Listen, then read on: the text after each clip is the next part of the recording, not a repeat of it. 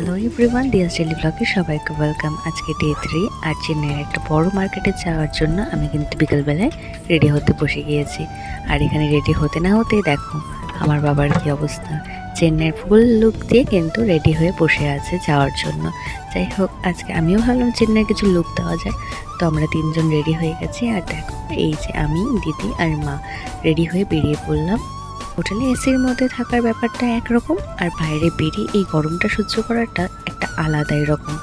এখান থেকে আমরা বেরিয়ে গিয়েছি এবং আমি এখানে দেখাচ্ছিলাম আমরা কোন হোটেলে আছি। এই দেখো সেই লজটা কিন্তু ভালোই পরিষ্কার। এত সবের মাঝখান থেকে আমি দেখলাম আমার পাতিবাবু কোথায় যেন যাচ্ছে।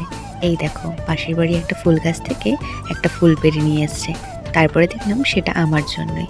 এই ছোটো ছোটো এফোর্টগুলো কিন্তু লাইফে কিন্তু অনেকটা খুশি নিয়ে আসে। যারা যারা চেন্নাইতে গিয়েছো তারা কিন্তু সবাই জানো যে এখানকার অটোগুলো কিন্তু রকেটের থেকে কম না। আর এই যে দাদাটাকে দেখলে, এই দাদার সঙ্গে এত ভালো পরিচয় হয়ে গিয়েছে, যেখানেই যাই এই দাদাকে ফোন করি, ব্যাস 2 মিনিটে হাজির। বিল্ডিংটা কত সুন্দর ছিল তাই না, একদম পিঙ্ক এবং কাচের। এই মার্কেটটায় আমরা এসেছি।